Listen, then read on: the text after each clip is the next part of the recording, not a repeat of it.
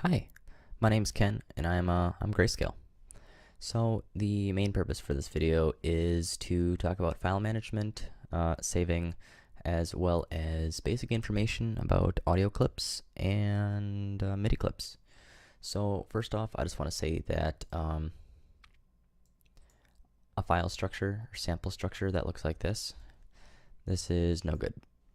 This is really messy. This is my old sample library. It's just a huge mess. Now I have everything based on genre. Some people might say that it limits you. I disagree. If I want to add like a really cool like trap snare or like a really cool tonal pitch, I could probably find that in one of my trap packs. Like people like Fabian Mazur, Graves, Josh Pan, Medicine, Party Thieves, Prince Fox, all of these people, all these sample packs are going to have samples related to trap music, and it's just a really easy way to find my samples where I want them. And then talk about collections. This was just introduced in Ableton Live 10. So I have all my VSTs color-coded red. These are the VSTs I use the most, as well as my effects that I use the most. It's a lot easier for me, at least, rather than scrolling through this list of all my audio effects and VSTs. Everything's under one list and separated. And then I have 808s and horns, which I use a lot in all my tracks, and then custom chains. It's a lot easier to find all my custom chains here than it is under audio effects, audio effect rack. It's one click instead of 1, 2, 3, and then yeah.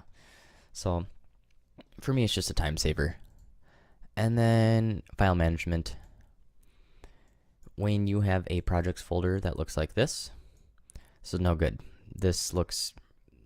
No. There are 3, 6, 9, 11 projects here, all completely different. They all use the same backup samples and project info folder. This is just really messy. I've got no idea what this project is, I have no idea what that is. I'd have to open it, wait for it to load, and see what it is from there. Like Hyper Trap Drop 2. Again, I have no idea what that is. I don't remember it. It's just messy. But say I wanted to open up a Trapwave project, they're all right here. All of my Trapwave projects are in this folder, and then I title them to how I would remember them. I know that Trapwave 3 with strings project, I remember that one. I remember the basic format. I remember kind of how it sounds. Same with dubstep. I know exactly what these ones are. They're all organized by whether or not they're a template, but they're usually by genre.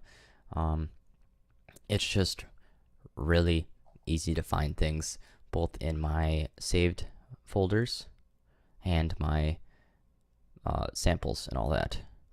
And then just having like a Dropbox subscription. It might not seem, say your hard drive fails, or your computer crashes and you need a new computer, you need a new hard drive, whatever the reason is. I have all my sample packs. I have all the different presets and preset banks, all my projects, and yeah, all uploaded to Dropbox. Super easy. It's just peace of mind that if something goes wrong, nothing's gonna happen to it. It's just how I work. So okay, so for audio clips.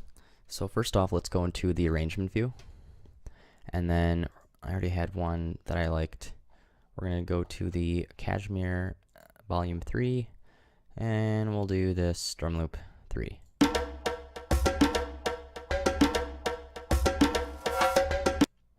So we're just going to click and drag this into the arrangement view.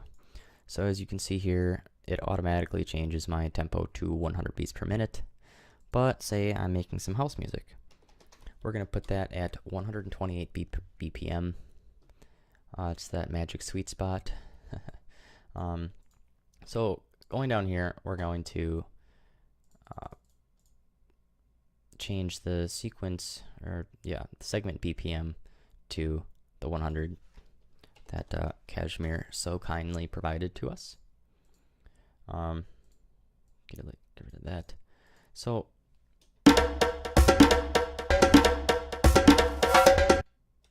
I've got my audio clip. I've warped it to my tempo. It's warped from 100 BPM to 128 BPM, and I've got all these transients. I've got warp markers. Everything is where it's supposed to be. I don't really need to do much else to it. Might just turn on loop mode so I can click and drag more.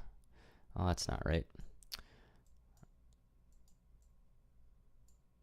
Oh, actually, there we go. Okay, so you see here how it's not like a perfect loop. It's because it thinks that the loop is 3.3 bars long instead of just 3. So now clicking and dragging this little bar on the top here, it changes that to a 2-bar loop, and everything matches up good. Got the little these little lines at the top of the audio clip match up with the bars. I know everything's where it's supposed to be now. So we're just gonna drag that 8 bars. Okay, 8-bar loop.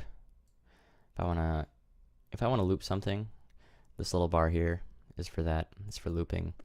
You can also click a clip, whether it's a MIDI clip or a audio clip, and press Control L, and it will automatically change the loop area to the area you had highlighted.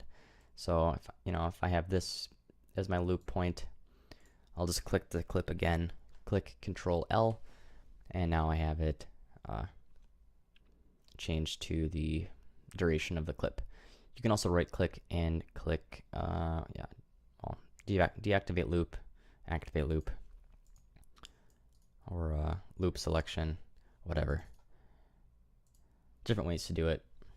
And that's basically it about audio clips. I guess you can change envelopes by clicking this little button down here, show hide envelope box. Let's add a volume automation. Okay, so we're going to make this drum hit right here a little bit quieter. So we'll do, just for the purpose of demonstration, we're going to do 50%. So you can kind of hear how the audio ducks down a little bit. I'll make that a little bit more dramatic.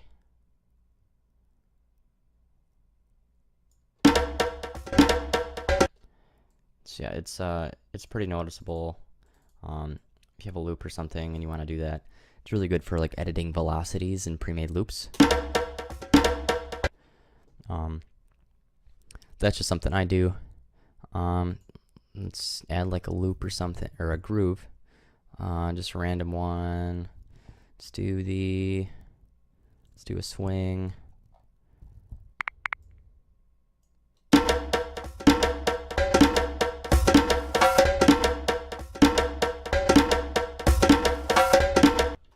So you can already tell how it adds these warp markers, and it like swings. It swings the drum loop, whereas if I just had a normal one that will place right underneath it, it's already at 100 BPM. It's already looped. So click on this one. We're going to commit the groove, and now it has all these warp markers that basically just kind of stretch and shorten the audio in certain points. So this is before.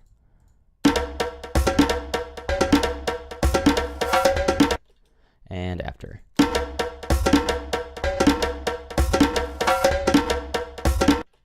You can even see how the waveform is different too. It adds a lot of swing. There's other grooves that you can use. They are located in your core library. So it should be under packs or user library if you have it set there. But packs, core library, swings and grooves, and you have all your groove pools here.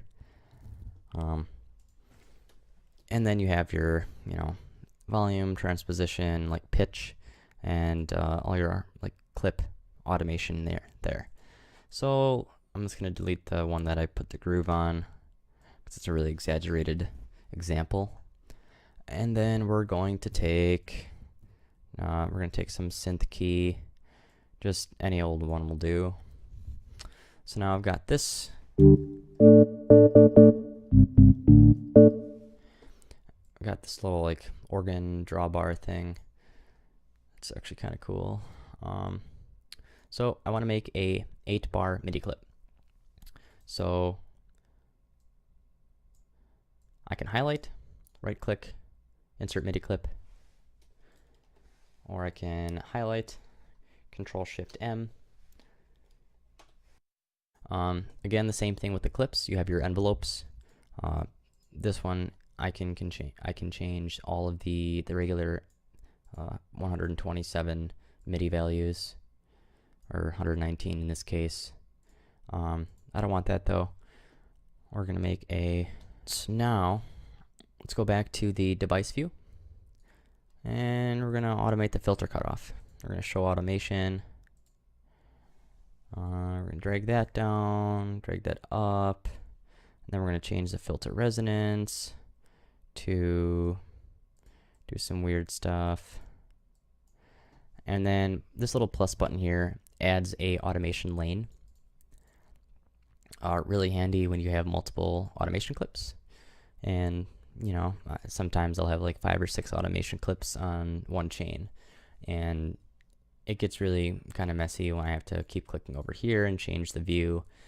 If I just want to turn off and like make it more clean, I press the automation button and it just disappears. The automation's still there, but it's just hidden to make it look clean. So now I've got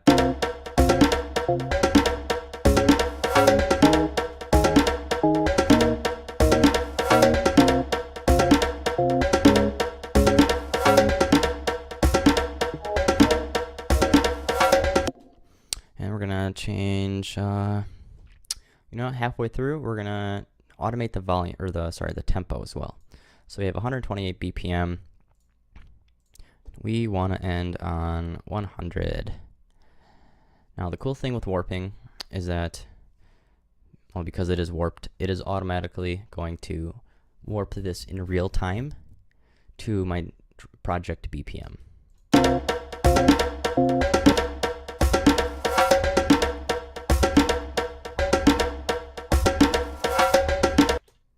If I wanted to do that really exaggerated,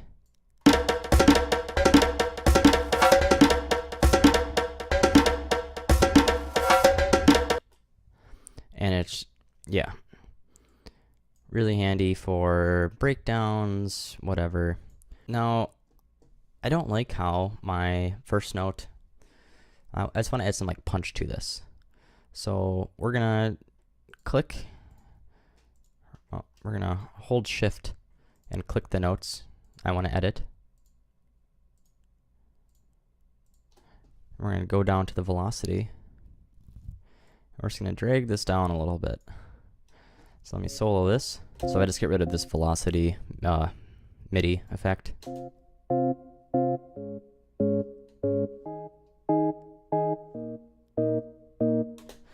I now have velocity controlling the first note of every key change, or every note change.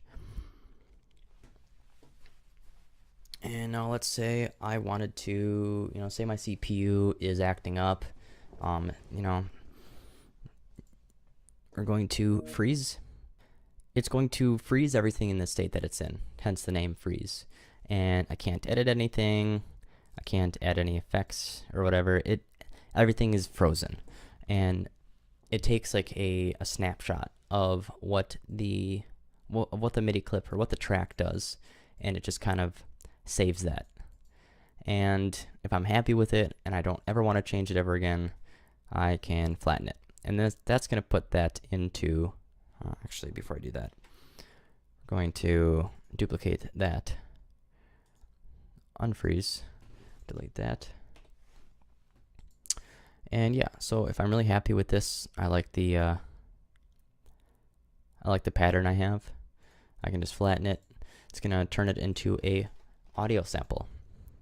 So now you know what, like I really want to try a different instrument, or I have a melody loop from a sample pack that I want to try out, you can click and drag that onto a MIDI track with an instrument on it, and it brings up this. And it asks what type of audio material I'm converting. So this is a melody. It's really simple monophonic melody. It's only one note at a time, so it's not exactly a harmony, it's just a melody. And so it's going to convert the audio into MIDI. Sometimes this doesn't always work the greatest, like now.